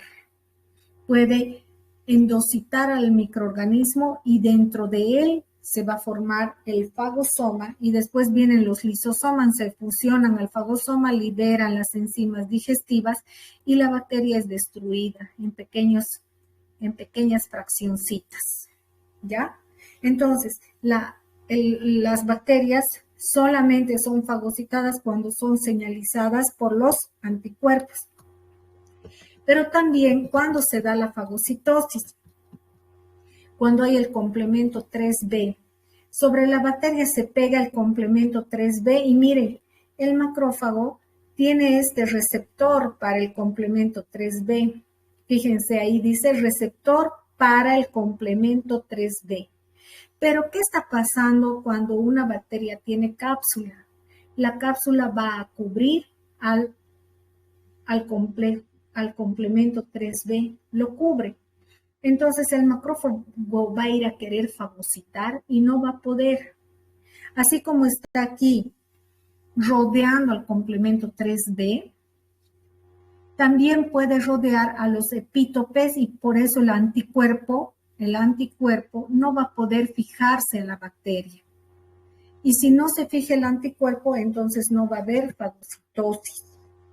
Entonces, chicos, la cápsula evita la fagocitosis. Creo que con eso, yo creo que se ha entendido la capacidad antifagocítica que tienen las bacterias. ¿Está claro o no? O digo que tiene la cápsula en las bacterias. ¿Está claro o no? ¿Se ha entendido? Doctorita. Sí, doctora. Ok, gracias. Ahora, dice, protege de la acción de anticuerpos, porque claro, miren, si la cápsula está así rodeando a los epítopes. Ahora de cuento que en vez de que sea el complemento 3B, aquí sea un epítope. Entonces el anticuerpo, cuando han visto aquí en la animación, tenía que venir a fijarse, como acá. El anticuerpo tendría que venir a fijarse aquí. Como esta bacteria va a tener cápsula, ¿qué va a pasar si tiene cápsula la bacteria? Los anticuerpos no van a poder fijarse. Entonces, si los anticuerpos no se fijan aquí, no va a haber fagocitosis. Y tampoco el anticuerpo se va a poder adherir a la bacteria, entonces la protege de la acción de los anticuerpos. Los antibióticos, yo ya les he explicado, un antibiótico que, digamos, vaya a inhibir síntesis proteica, aquí está el ribosoma, por decirles. ¿Qué tiene que atravesar el antibiótico para llegar hasta aquí? Si esta bacteria tiene cápsula, tendría que atravesar la cápsula, la pared, la membrana y recién llegar a su sitio blanco. Pero la cápsula, ¿qué hace? Es una capa gruesa y compacta, llega el antibiótico y rebota el antibiótico. Entonces el antibiótico no puede, así quiera entrar dentro de la bacteria, va a ser rebotado. El antibiótico va a ser rebotado, porque la cápsula está formada por múltiples azúcares que va a proteger a la bacteria de la acción. ¿De qué? De los anticuerpos, de los antibióticos. No sé si se acuerdan cuando hemos estado hablando tanto tiempo, pero si no se acuerdan, les daré por favor esta rememoración, que cuando hablábamos de los bacteriófagos pueden unirse a la pared, digamos, si esta es una membrana externa, al lipopolisacárido, ¿no es cierto? Tiene link, o al peptidoglicán en las gram positivas. Pero si esta bacteria tiene cápsula, el bacteriófago tampoco va a poder ir a unirse porque sus receptores van a estar cubiertos por la cápsula, ¿no? Entonces, si la gram positiva tiene cápsula, tampoco va a poder unirse. ¿Por qué? Porque el peptidoglicán va a estar en un plano inferior o más interno al de la cápsula. Entonces, el bacteriófago no va a poder unirse. Vamos a copiar esta imagen para que ustedes se acuerden funciones de la cápsula. ¿Se está entendiendo hasta aquí?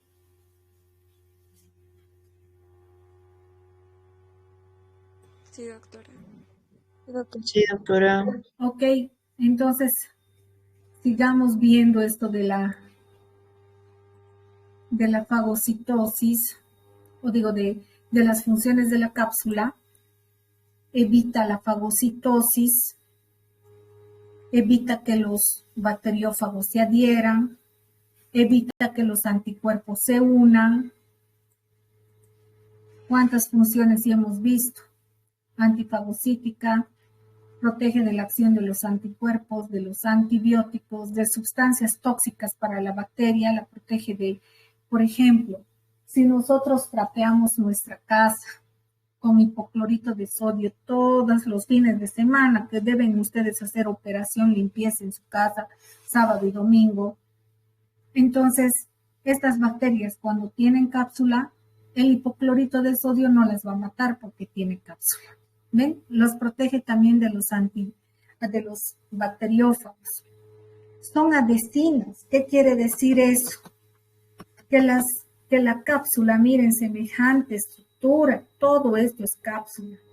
Las bacterias, miren, todo esto es cápsula. Esto que se ve así como un cuerpo que parece luz alrededor de estas bacterias es cápsula. Esto es cápsula. Miren, ¿qué permite la cápsula? Adherir a la bacteria a nuestras células o epitelios. Y además formar biofilm. Miren cómo se están adhiriendo. Entonces, nuestros macrófagos, por más que quieran fagocitar, no lo van a lograr hacer. Y además, si están formando biofilm, nunca, va a ser una misión imposible tratar de destruir a estas bacterias. porque tienen esta función, ahí dice cápsula, de ayudar a adherir a la bacteria a nuestras células epiteliales. Y son bacterias muy poderosas, ¿no? ¿Y qué es la capacidad antigénica? Bueno, chicos, aquí hay una solución, porque nuestro panorama se vuelve medio, wow, peligroso ante las bacterias con cápsula. ¿Y cómo destruirlas? Miren, chicos, la cápsula, si ustedes se fijan, la bacteria es esta, la bacteria, ¿no es cierto? Esta que ustedes están viendo acá, esta es la bacteria. Esta es la bacteria y todo esto que ustedes ven aquí afuera es la cápsula. Esto que está esto negrito es la pared celular, esto que está aquí un poco adentro es su membrana citoplasmática y bueno, ahí está su citoplasma, qué sé yo, o sea, pero fíjense lo que es la cápsula, es una capa gruesa, compacta, sumamente rígida. Pero ¿qué pasa a las 72 horas? Si esta bacteria, miren, puede pasar lo siguiente. Imagínense que esta bacteria está en un lugar, por decir como, a ver, un ejemplo. Podría ser en la tierra, en la calle, ¿ya? En la calle donde ustedes pasan todos los días para ir a la facultad de odontología. Esta bacteria puede, como son elementos formados por azúcares, puede obtener el azúcar de aquí, de la propia cápsula. Es un substrato para la propia bacteria cuando no encuentra un tejido. Por ejemplo, ahí en la calle, en la tierra, puede estar ahí, ¿no? Entonces, le ayuda a esta bacteria a que pueda alimentarse por cierto tiempo, cierto tiempo. No va a ser eterna esta cápsula. Pero la mala suerte de esta bacteria, no hay ni un perrito que se eche ahí en la tierra, ¿ya? No hay ni un perrito. Lamentablemente no hay. Entonces esta bacteria indefectiblemente va a llegar un momento donde muere. Entonces muere, pero su cápsula queda.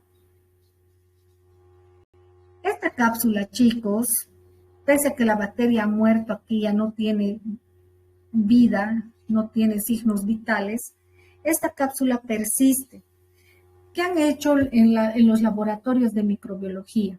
Han agarrado y han hecho morir a propósito estas bacterias, les han quitado la vitalidad y han fabricado vacunas solo con cápsula.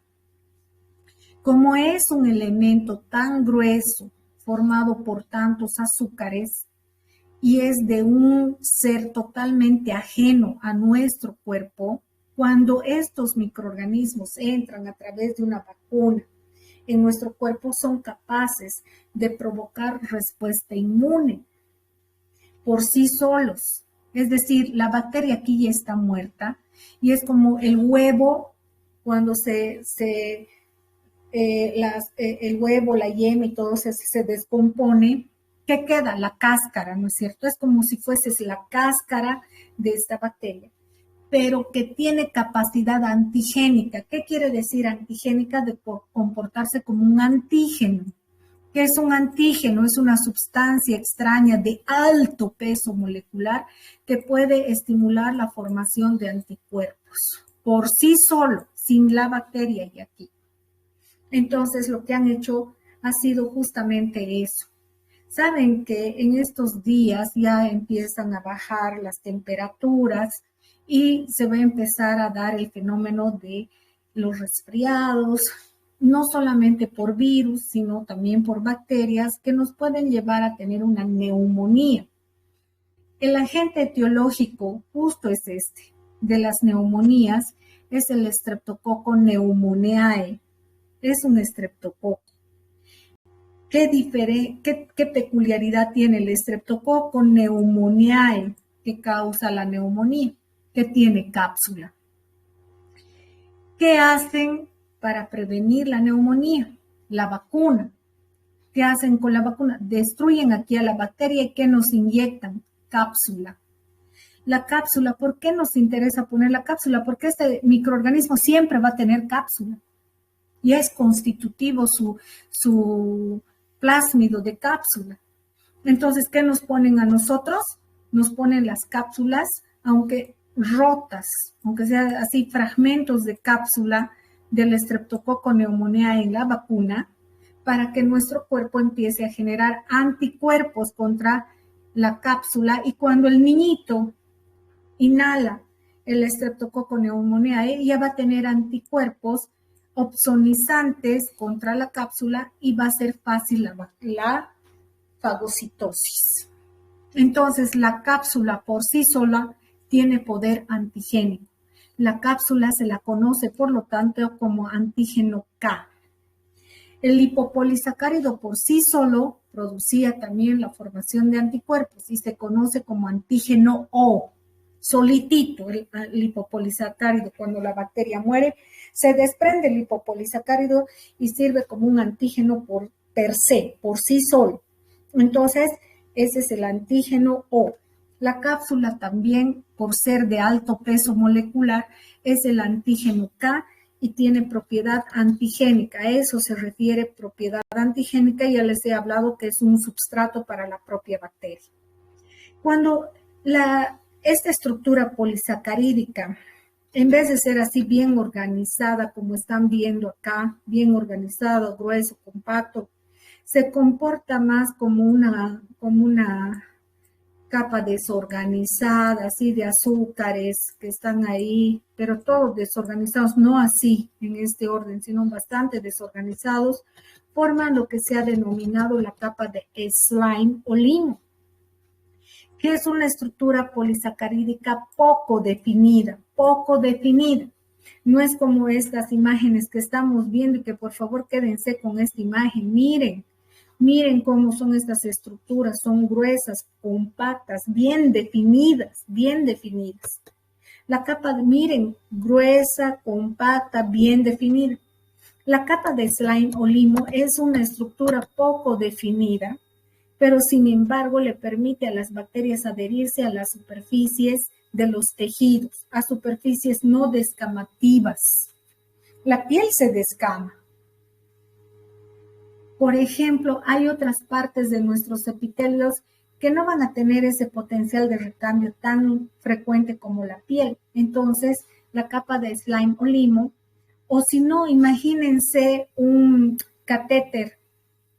Un catéter es una estructura, es un tubito plástico que se puede poner por el meato urinario cuando las personas tienen infección urinaria para que puedan orinar sin dolor. Les ponen catéteres. O nosotros cuando hay por decir, un proceso infeccioso muy severo,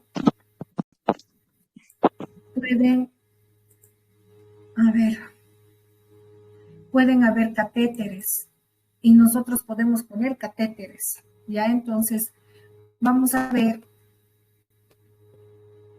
un catéter en odontología, ya, catéter en un absceso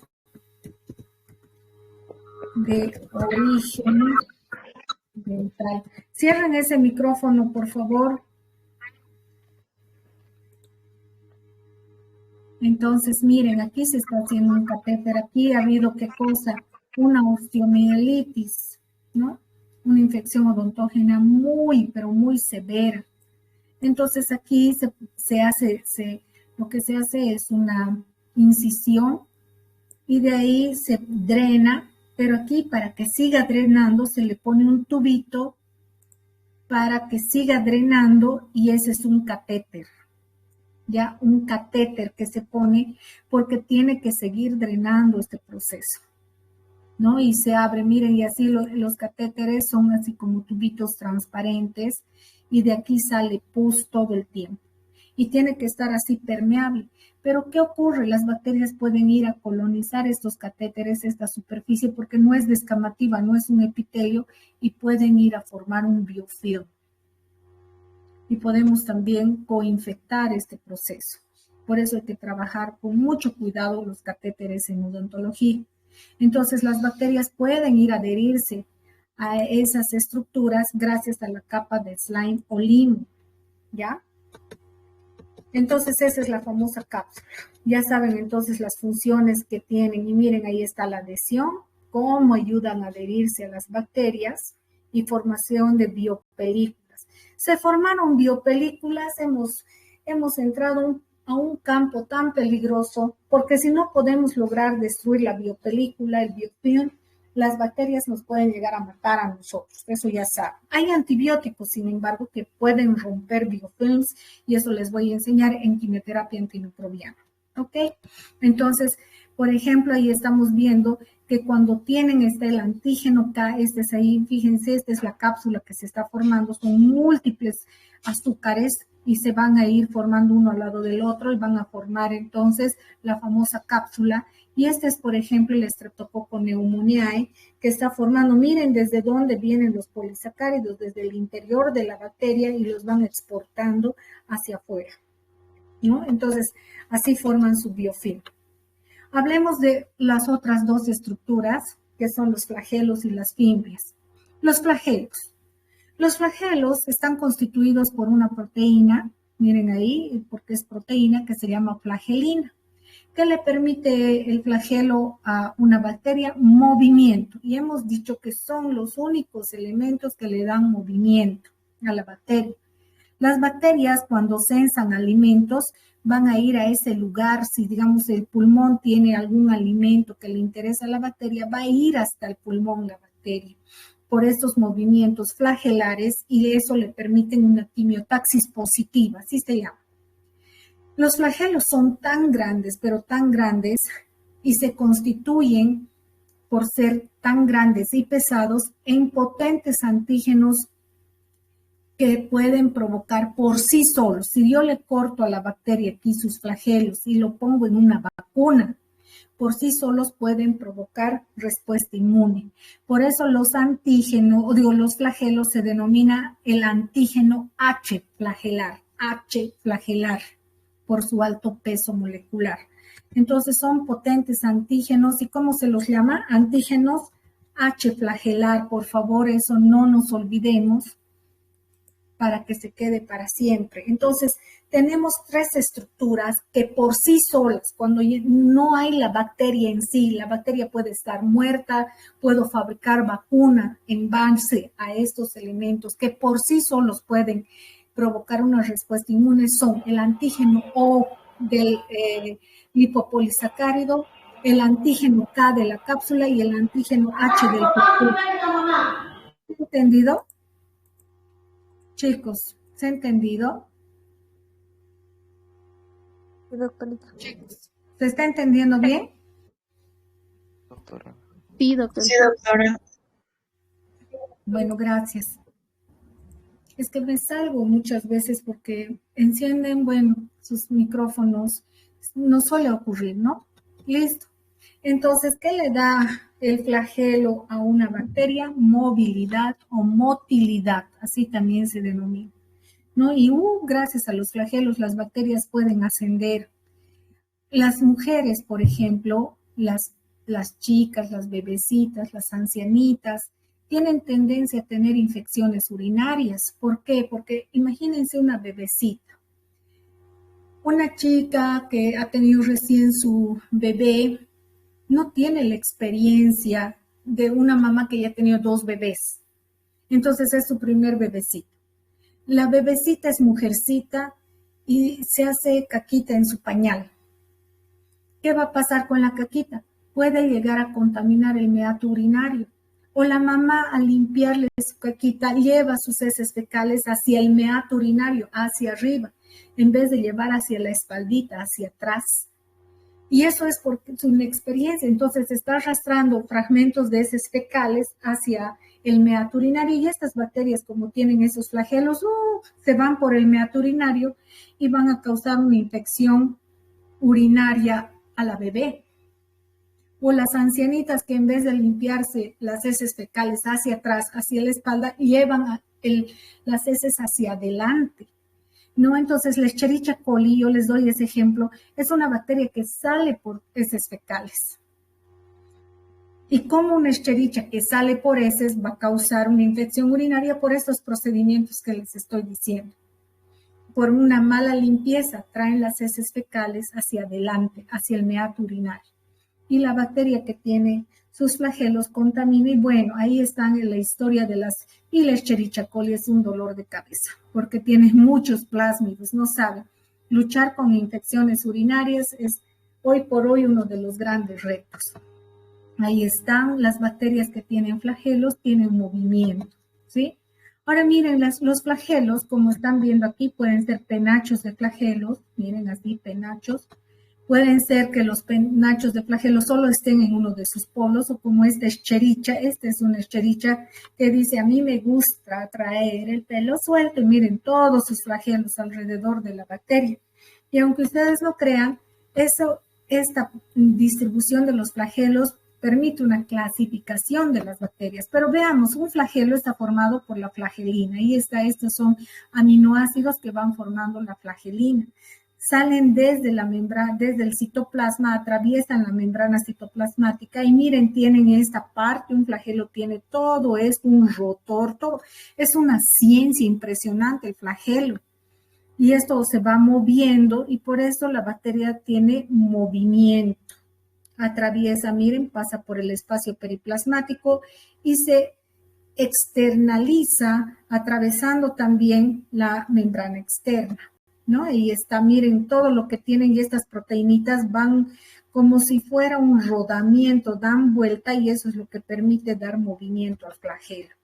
Miren, estos son los ribosomas de ARN, de ADN, ARN mensajero. El mensajero trae, el ribosoma se lo sintetiza la bacteria y va sintetizando la flagelina de esta manera. Por eso se dice crecimiento de los flagelos, porque es como si estuviera tejiendo un flagelo. Pero los flagelos aquí, miren qué cortitos. Son estructuras súper mega largas. Ahí está una microfotografía realmente con un microscopio electrónico de transmisión para que ustedes vean cómo es el flagelo. Y así de largos son los flagelos. Entonces, si nosotros cortamos el flagelo y lo ponemos solamente el flagelo dentro de una vacuna, el flagelo por tener tan alto peso molecular, porque el flagelo está formado netamente por proteínas, a diferencia del lipopolisacárido era azúcares, la cápsula azúcares. Este es proteína, está formada por la flagelina, que es realmente una proteína sumamente pesada, y por eso los flagelos permiten generar respuesta inmune, es el antígeno H flagelar. Miren, como les decía, las bacterias que no tienen flagelos se llaman átricas, sin flagelos. Una que tiene un solo flagelo polar se llama monótrica, ejemplo el Vibrio cólera. Las que tienen penachos de flagelos, aquí son las lofótricas. Aquí está una anfítrica, pero van a ver que ha faltado una modalidad de flagelo aquí. Penachos de flagelos en ambos lados son anfítricas. Esta es monótrica, lofótrica, anfítrica. Y esta que tiene los flagelos alrededor de todo el cuerpo es la perítrica, ¿no? Y aquí están los ejemplos de las bacterias. Pero esta es la clasificación que yo quiero que maneje. Una que tiene solo un flagelo polar es monótrica, pero miren aquí, la anfítrica tiene solo un flagelo en este polo y un flagelo en este otro polo. Entonces, esta es la anfítrica verdadera. La lofótrica es aquella que tiene penachos de flagelos en uno de sus polos. Y esta que tiene penachos de flagelos en ambos polos es la suma de la anfítrica más la lofótrica, por eso se llama anfilofótrica. Y esta que tiene penachos de flagelos alrededor de todo el cuerpo se llama perítrica. Esta es la típica Escherichia coli que hay siempre en las heces fecales y en nuestro intestino. Son las bacterias más abundantes que hay en nuestro intestino, ¿no? Y son muy buenas, nos ayudan en muchos procesos digestivos, pero cuando salen de su lugar, de su hábitat, nos pueden causar serios dolores de cabeza. Ahí está, fíjense, los flagelos. Ahí está una monótrica, lofótrica, perítrica, anfilofótrica. Y hemos visto ya los flagelos, miren, en gran positivas, en gran negativas. Hablemos de los pilisofimbrias. Como ustedes verán, a diferencia de los flagelos, los pilisofimbrias son estructuras mucho más pequeñas, mucho más numerosas, están alrededor y mucho más cortitas, son súper cortitos, son chiquititos. Estos son los pilisofimbrias, este es un pilisexual, por lo que hay la conjugación, pero ahorita vamos a aprender a diferenciar de los flagelos. Miren acá. Aquí estos son los pilisofimbrias, que es mucho más largo, súper largo, son los flagelos, ¿no? Entonces, les voy a mostrar otras imágenes más reales, pero quédense con este concepto. Los pilis están constituidos por una proteína que se llama pilina, pero son chiquititos, no pueden tener entonces actividad antigénica, no provocan respuesta inmune por sí solos. Se los puede diferenciar en dos grupos, los pilis comunes y los pilis sexuales. Los pilis comunes sirven para que las bacterias se adhieran a nuestros tejidos y el pilis sexual sirve para que la bacteria se conjugue y gracias a eso la bacteria pase material genético de la donadora a la receptora, ¿no es cierto? Entonces estos son los pilisofimbrias, miren tan chiquititos. ¿Sí? No pueden confundirse con un flagelo es súper largo, súper grande. Estos son los pilis, son estructuras mucho más pequeñas, mucho más numerosas alrededor de la bacteria. Cuando yo pongo estas imágenes, muchos de ustedes me dicen flagelos, bacteria perítrica. No, cuando son así tan delgaditos y tan numerosos son las bacterias que tienen pilis o fimbrias. Estos son los pilis o fimbrias comunes. Un piliofimbria sexual es así uno largo, sí, pero que sirve para conjugar a otra bacteria. ¿Ya? Los pilisofimbrias comunes sirven para que las bacterias se adhieran entre sí y estamos tronados, factores de adherencia. Y si son de adherencia, son de virulencia. Si permiten adherirse, permiten coagregar bacterias y que formen biofilm y estamos pues tronados. O sea que los pilisofimbrias no son cualquier estructura, sirven para la adherencia. Ya les he dicho, aprendan todas aquellas estructuras que sirven a las bacterias para adherirse. Son dolores de cabeza porque se forman los famosos biofilms, evitan la fagocitosis. Aquí sí se pueden comunicar por sus pilis sexuales, intercambiar material genético entre esta especie, esta es otra especie, esta otra especie, estas otras especies. O sea, estamos tronados, ¿no? Y ahí están los pilis que son mucho más pequeñitos. ¿Ven? Miren qué diferencia con los flagelos. Pilisofimbrias, y este es el pilisexual. ¿Por qué? Porque es más largo, ¿no es cierto? No es un flagelo. Esta es una estructura mucho más fina y delgada. El flagelo es más grueso. Y hemos visto ya esta animación donde tenemos a esta bacteria, el ADN cromosómico, este es el plásmido y el pilisexual sirve para la conjugación, para que esta bacteria se conjugue y pueda transferir material genético de esta bacteria a otra, ¿no es cierto? Y ahí está la cadena complementaria y ya está. Listo, aquí ya es otra la historia ya. Y ahí está la bacteria, la F negativa, y ahí está el pilisexual, este es el plásmido, que puede ser un factor R. Si es factor R es de resistencia, y ahí está, aquí le va a salir pilisexuales, y esto va a ser lo mismo, ¿no? Una historia de nunca acabar. Para terminar, chicos, vamos a empezar a hablar de lo que son las esporas. ¿Qué son las esporas? En las bacterias se trata de estructuras que solo algunas bacterias poseen, no todos, solo son 5 géneros de bacterias poseedoras de esporas. ¿Cuáles son estos? El género Bacillus, el género Clostridium, el género Sporosarcina, los agentes rickettsiales como el de la fiebre Q y la Coxiella burnetii, pero son rickettsiales. Y ustedes han estudiado las rickettsias, son nanobacterias, pero pese a ser nanobacterias, pueden tener entonces esa función, ¿ya? De poseer lo que es la espora. Ahora, ¿qué importancia tiene la espora? Miren, chicos, primero aquí se está viendo cómo se va a formar la espora. La espora siempre le va a dar un factor de resistencia a las condiciones ambientales desfavorables a la bacteria.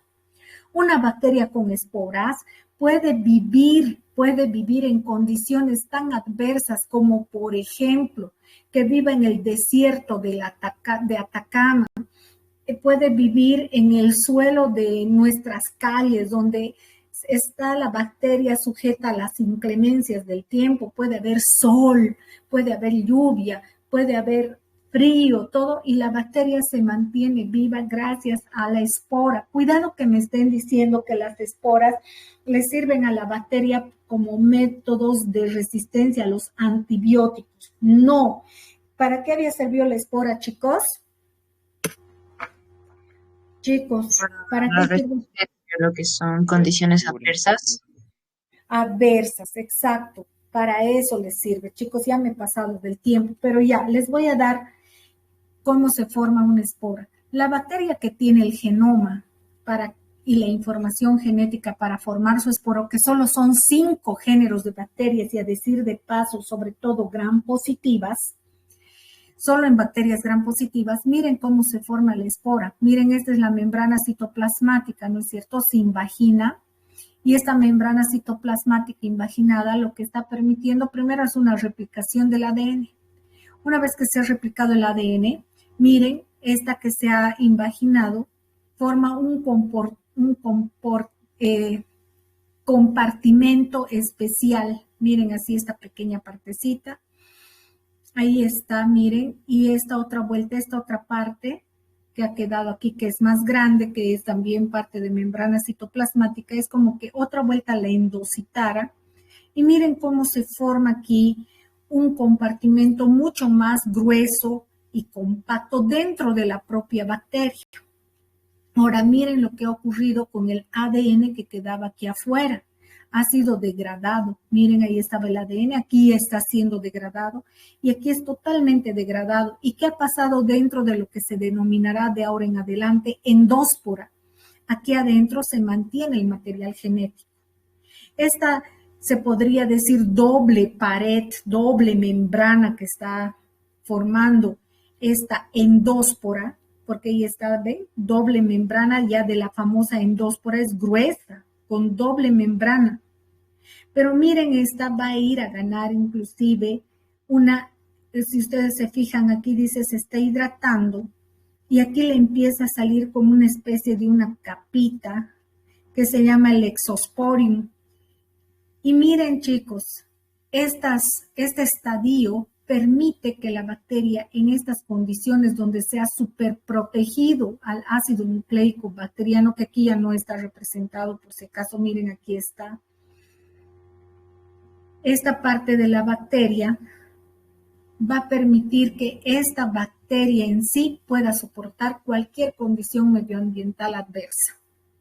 Si esta bacteria, digamos, está en el suelo y es Clostridium tetani, que es el agente etiológico del tétanos, y ustedes por andar sin zapatos o con unas zapatillas muy delgaditas pisan un clavo encerrado, o finalmente ustedes por alzar una calamina en su casa porque es una calamina que ha sobrado, les está sirviendo de algo, no sé, algo encerrado, imagínense un gancho encerrado, lo que ustedes imaginen, pero algo que está contaminado con estos gérmenes.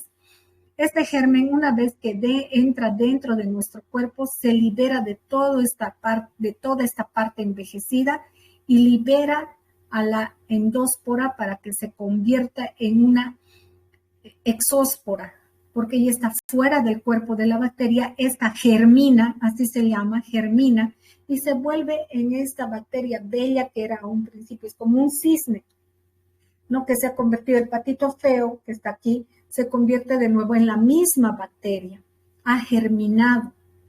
Pero no es que ha servido la espora para dar vida a otra, o sea, una forma de reproducción como en los hongos. En los hongos las esporas sirven como medios de reproducción. En las bacterias no. Las esporas sirven como mecanismos de resistencia a las condiciones ambientales adversas.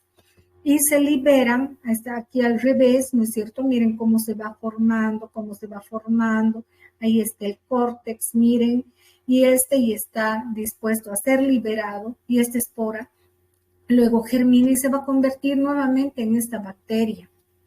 Pero esta bacteria ya va a estar sin espora, porque esta espora va a germinar dentro de nuestro cuerpo y no saben lo que nos puede causar. O sea, esta bacteria en nuestro cuerpo se divide y puede liberar potentes exotoxinas, ¿no? Entonces, esta es una forma de graficar a la espora, ¿no? Miren, aquí está. Y todo esto es la endóspora. Miren cómo se está degradando esta bacteria. Su cubierta envejecida, y esto va a salir y va a ir dentro de nuestro cuerpo, ¿no? Entonces, cuando la espora está dentro del cuerpo de la bacteria, se llama endóspora. Y luego se libera, la endóspora es liberada, y esta espora luego va a germinar dentro de nuestro cuerpo y se va a convertir en en la bacteria que era, ¿no? Y ahí están las esporas que estos son microorganismos que tienen esporas y que van a germinar. Ahora, la espora puede deformar el cuerpo del microorganismo. Miren, si la espora está en la parte terminal, miren cómo deforma, o en la parte semiterminal. Otras no deforman el cuerpo del microorganismo, ¿no? Pero hay otras que sí deforman. Miren, esta parece el aspecto de un palillo de tambor. Aquí sí está deformando el cuerpo de, por ejemplo, Clostridium. Ahí está Clostridium tetani. Miren, esta es su espora. Por eso Clostridium tetani puede sobrevivir en condiciones ambientales adversas. No saben, mucho tiempo. Bacillus anthracis tiene también su espora. Por eso Osama Bin Laden, cuando mandó el extracto de Bacillus anthracis y empezaban a abrir los sobres, salía el polvo con estas bacterias, eran inhaladas y no saben, han llevado. Por eso los microorganismos no pueden ser utilizados como armas biológicas, porque Osama Bin Laden hizo eso. Entonces la ONU que ha sacado una restricción para todos los países que conforman la Organización de Naciones Unidas, y está totalmente prohibido utilizar a los microorganismos como armas biológicas, porque los microorganismos pueden hacer desaparecer la humanidad. Entonces, miren aquí estas cosas, estos cuerpos que están brillando son las esporas y son las famosas endósporas. Mientras esté dentro del cuerpo de la bacteria se denomina endóspora. Y cuando están ya fuera, estas germinan y se convierten en la misma bacteria, pero ya sin su espora, pero dentro de nuestro cuerpo. O sea, ¿qué es lo que va a estar dentro de nuestro cuerpo? La bacteria se libera de toda esta su maquinaria envejecida y queda su endóspora que germina, ¿ya? Y con eso hemos terminado, chicos. Esto les está sirviendo a ustedes como un repaso. Sáquenle foto, ahí les voy a dejar. Ahí háganle clic, saquen, porque es como un resumen de todo lo que hemos visto de estructura bacteriana, con sus funciones y todo. Y aquí también, por favor, ahí dice funciones, la función y todos los componentes. Sáquenle otro screen a la pantalla. Ahí también. Y bueno, chicos, con eso hemos terminado estructura bacteriana. ¿Ya? Muchísimas gracias. Espero que sea de su utilidad y que realmente lo apliquen. Ya, entonces primero detendré la grabación. Detener la grabación, ok.